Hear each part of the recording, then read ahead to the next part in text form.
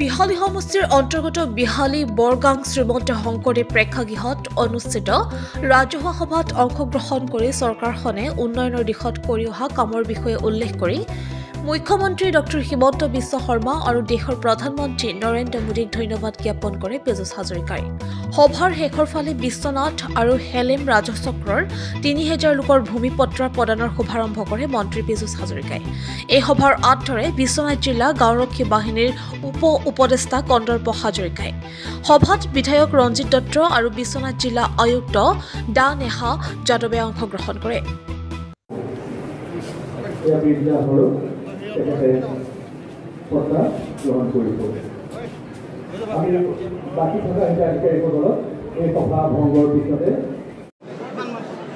আজি প্ৰায় আমাৰ বিহালীত ২৭০০ পৰিয়ালক আমি ভূমিৰ পট্টা দিবলৈকে সুবিধা পালোঁ। অত্যন্ত আনন্দিত হৈছোঁ আৰু বিশ্বনাথ সমষ্টিটো আমি প্ৰায় ৩০০০ পৰিয়ালক আজি ভূমিৰ পট্টা দিম।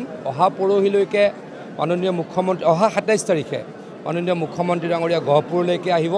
গহপুৰত প্ৰায় ৮০০০ মানুহক তেখেতে পট্টা দিবলৈকে আহিব। গতিকে প্ৰায় ১৩,০০০ চাৰে ১৩,০০০ পৰিয়ালক আমি এই বিশ্বনাথ জিলাত মাটিৰ পট্টা দিবলৈকে সুবিধা পাইছোঁ। অসম চৰকাৰে এয়া বৃহৎ পদক্ষেপ। যিসকল খিলঞ্জীয়া ব্যক্তি, যিসকল অসমৰ খাটি খোৱা মানুহ, তেওঁলোকে মাটিৰ পট্টা নাপাইছিলে, তেওঁলোকে বছৰৰ পাছত বছৰ ধৰি একচনীয়া মাটি বা টৌজি মাটিত বসবাস কৰি থাকিব লগা হৈছিলে। তেওঁলোকে মাটিৰ পট্টা পোৱাৰ ব্যৱস্থা হৈছে তেওঁলোকৰ, আৰু অত্যন্ত সুখী হৈছোঁ। তেওঁলোকৰ মুখত হাঁহি দেখিছোঁ। মন্ত্ৰী হিচাপে, অসমৰ এগৰাকী নাগৰিক হিচাপে অত্যন্ত সুখী হৈছোঁ। ফৰেষ্ট লেণ্ডটোতো ফৰেষ্ট লেণ্ডে হয়।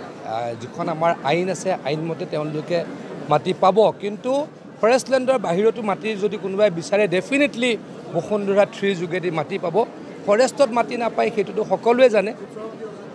ডেফিনেটলি পাব। আমাৰ মিছন বসুন্ধৰা 3 আহিব। যিসকলে 1ত নাপালে, যিসকলে 2ত নাপালে 3ত পাব। হয়তো পৰৱৰ্তী সময়তো বসুন্ধৰা চলিব। মুঠৰ ওপৰত অসমৰ মানুহে যাতে চৰকাৰী মাটিত থাকিব নালাগে, এটুকুৰ মাটিৰ গৰাকী হয়, তাৰ কাৰণে অসম চৰকাৰে ব্যৱস্থা কৰিব। কি ভাবে তেখেতে কি ভাবে নাজানো। ইয়াতে কোনোবা বনিয়া আছে নেকি? আপোনালোকৰ চকুৰ আগতে বনিয়া আছে নেকি? মানে এই মানুহখিনিক অপমান হীৰেণ গোহাঁই ডাঙৰীয়াই কৰিছে নাই? যিখিনি খাটি খোৱা দুখীয়া মানুহে, আজি ৩০০০ মানুহে বিহালীত এই পট্টা পালে, তাত কোনোবা ধনী মানুহ আছে নেকি? আপোনালোকৰ সন্মুখত সুধিছোঁ। তেওঁলোকক আপোনালোকে হীৰেণ গোহাঁই ডাঙৰীয়াই অসন্মান কৰিলে নাই? এই মানুহখিনি মানে মাটিৰ বিক্ৰী দিব নেকি? এই মানুহখিনি বেয়া মানুহ। তেওঁ মানুহক অপমান কৰিছে। তেওঁ কি মানুহ তেখেত আপোনালোক সকলোৱে জানেই। যদি মানুহ যদি সোঁফালেৰে যায়, তেওঁ যাব বাওঁফালেৰে। মানুহ যদি পূবলৈ যায়, তেওঁ যাব পশ্চিমলৈ। অসমত নৈৰাজ্যবাদ সৃষ্টি কৰিবলৈ তেওঁ অহৰহভাৱে চেষ্টা কৰা এজন ব্যক্তি।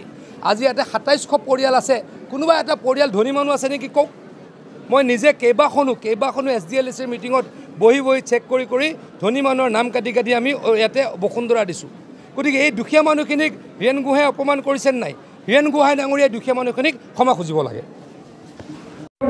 আমি এই বছৰ পানী লখিমপুৰৰ পানী নাইকিয়া কৰিছোঁ। মোৰ সমষ্টিটো অসমৰ 5টা অতিকৈ বেয়াকৈ বানপানী হোৱা সমষ্টি আছে।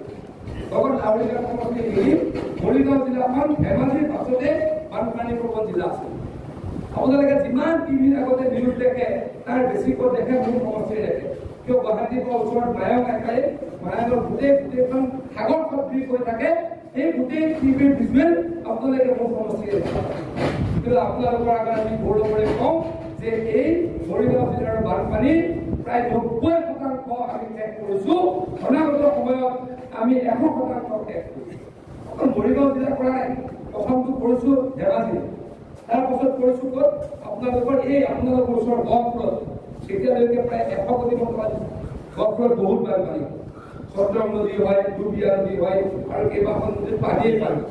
এই বছৰো আমি প্ৰায় ৫০ কোটি টকা লগাইছোঁ।